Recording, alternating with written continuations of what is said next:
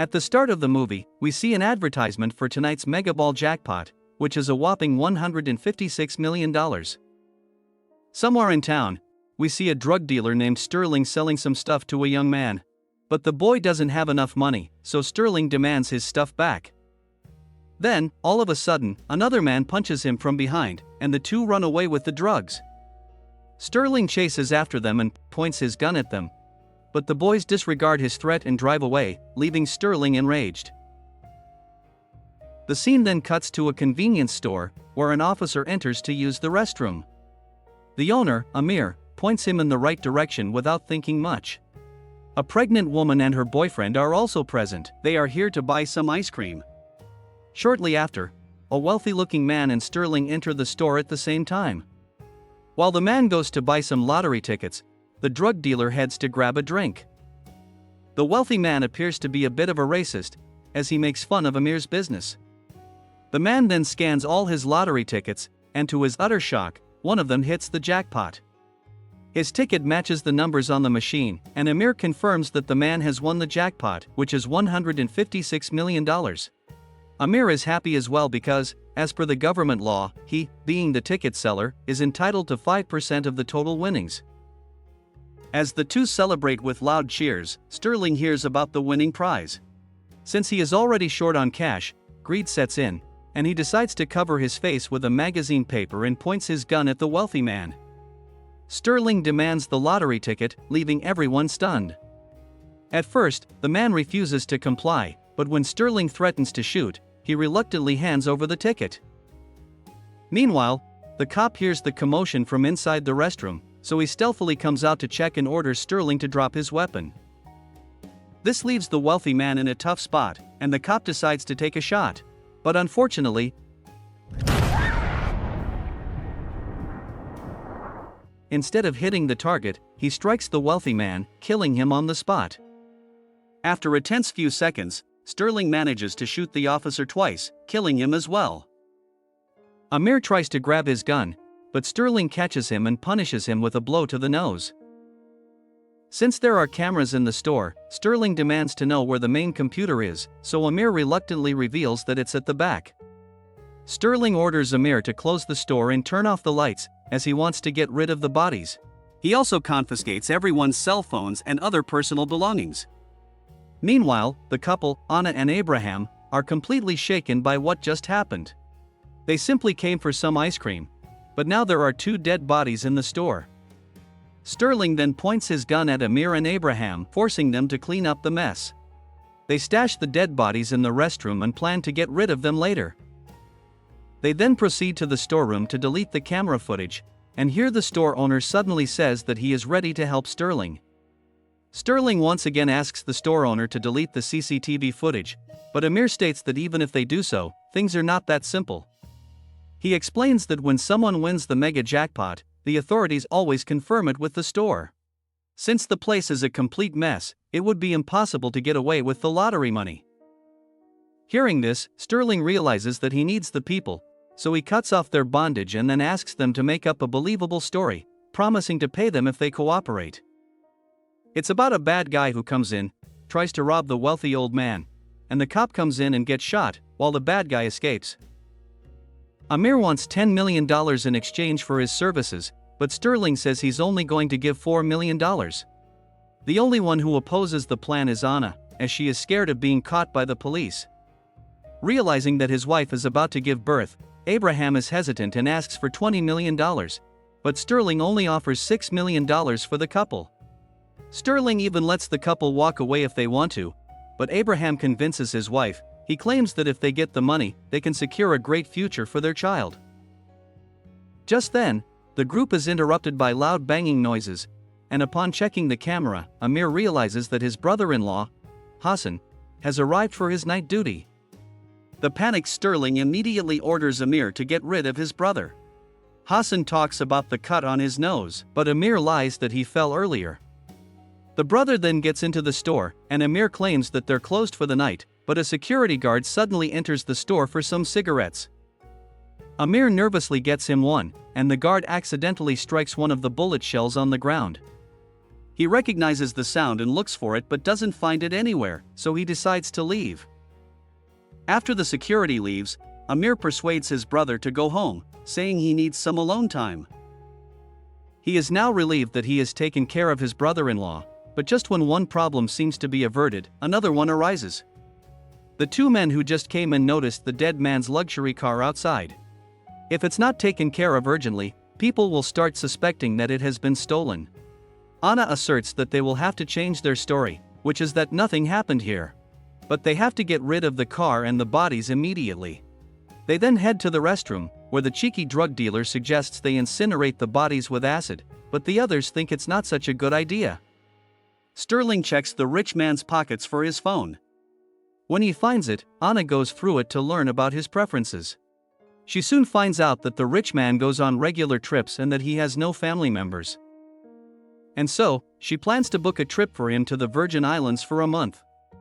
She will also set up an out-of-office reply and text his secretary about the same. No one will ever suspect his disappearance in a month. The group then leaves the room to discuss where to dispose of the bodies. After a while, a fly sits on the cop's face, and then this happens. The cop suddenly comes back to life, and it turns out that he had only passed out due to the trauma and wounds to his shoulder. He also sees the rich man's body next to him, which makes him feel guilty. Just then, Abraham and Amir enter the room to get rid of the rich man's body, and the cop, who is named Cody, barely manages to play dead. After the guys are gone, he grabs his phone to call for help. But instead of contacting his fellow officers, he opts for his dad, Captain Dick, who is currently having a few beers with his friends. It turns out Cody has also heard about the $156 million jackpot, and instead of admitting his mistake, he tells his dad that someone shot the winner and took the ticket. Dick and his friends are army veterans who are also struggling financially, so he wants them to come here, rescue him, and take the lottery ticket. On the other hand, the group loads the rich man's body in his own car, and Abraham is tasked with disposing of it near the sea. The scared guy wants Anna to come with him, but Sterling asserts that she is needed here. When the guys get into an argument, Anna herself steps forward and urges her boyfriend to go alone.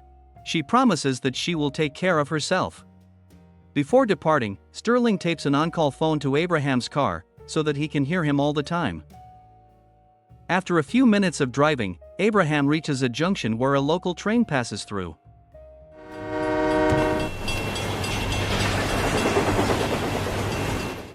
This creates a lot of noise, so Sterling isn't able to hear him from the other end. Abraham then gets out of the vehicle, calling for help.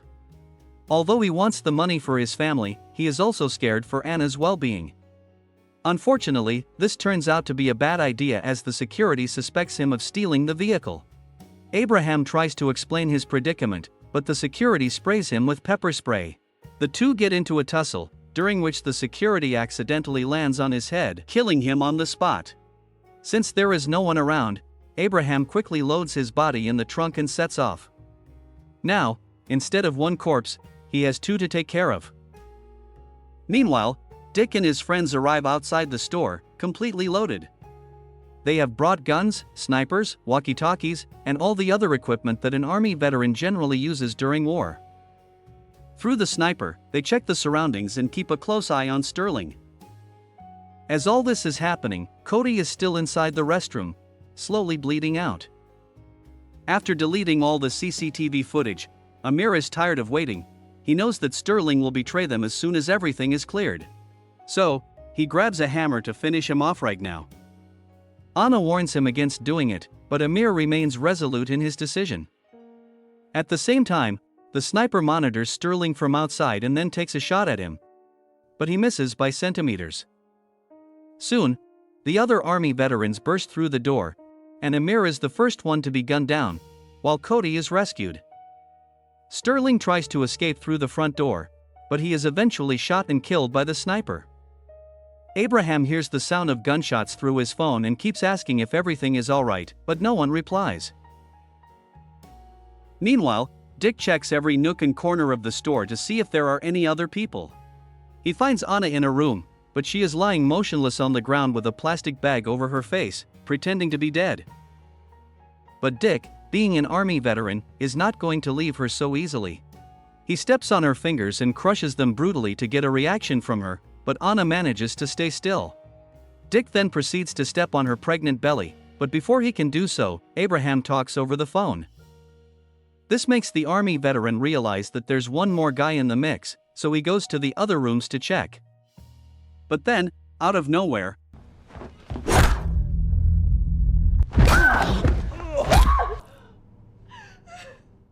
Anna arrives out of the blue and drives an axe into his head.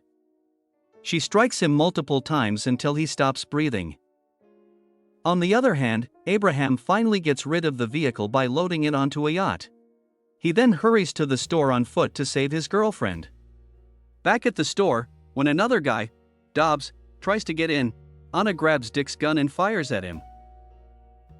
She talks on his walkie-talkie and warns them to stay away, or else she'll burn the ticket. When asked where she got the radio, she reveals that she took it from Dick's dead body. The remaining two veterans then gather in their vehicle, and Cody, who has lost a lot of blood, requests to be taken to the hospital, but Captain Rutledge suggests they wait. He also doesn't disclose that his father has already been killed. Dobbs starts to have doubts about the mission, but Rutledge is adamant about getting the lottery ticket. Shortly after, Abraham arrives at the store's door, unaware of everything that has transpired. When the army veterans notice him, they quickly incapacitate him and take him to their vehicle. They then begin torturing him to lure Anna out, but she instead contacts them on the walkie-talkie. Anna asserts that the authorities will never hand over the $156 million in cash without a believable story. However, she has one about a poor girl and her piano-playing husband.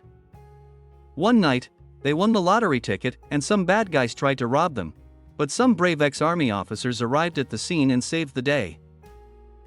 With this story, Anna promises to share half the money with them if they let her and Abraham go. Unfortunately, Captain Rutledge is having none of it, and he instead sends Dobbs to finish her off. The menacing-looking guy searches the dark store with a gun in hand. He eventually finds Anna inside the freezer, and a fight breaks out between them. Just when it seems like he is going to choke her to death, Anna stabs him with a broken glass bottle. This causes a large wound in his neck, and he ultimately passes away. Now that the pregnant woman has fought two army veterans, she is left bruised and battered. With the last ounce of her strength, she lights a match and turns on the fire sprinklers, hoping it can alert the cops. Outside, when Dobbs takes too long to return, Captain Rutledge decides to take matters into his own hands. He forces Abraham out of the vehicle and heads inside the store. Meanwhile, a bloodied Anna crawls to the front door to take the lottery ticket from Sterling. As she is staring at it, Cody suddenly arrives and brutally shoots her in the stomach as a form of revenge for his father's death. But before he can finish her off completely, Abraham and Rutledge arrive at the scene. In an unexpected turn of events, the notorious captain approaches Cody and does this.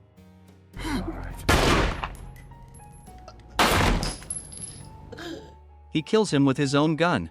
This is because the cop was becoming a liability, and Rutledge didn't want to have any loose ends. Captain Rutledge turns to Abraham and lets him go. He knows that he needs them, and that they need him too, so he lets them walk away for now. Shortly after, the cops arrive at the scene, and everything is taken under control. The movie then cuts to several weeks later, and we see Rutledge on a TV show. Turns out, he has become a national hero after the couple lied that he rescued them. He has also received half of the lottery prize, $78 million, as per their deal. Meanwhile, we see Anna recovering in the hospital. Despite the gunshot to her stomach, her baby is born in perfectly good condition, and she receives a lot of gifts from people who feel bad for what she went through. The couple ponders what they should do next, and this is where the movie ends. Thus, we reach the end of this film. Thanks for watching. You can like this video to support us. Don't forget to subscribe for more content. See you in the next video. Goodbye.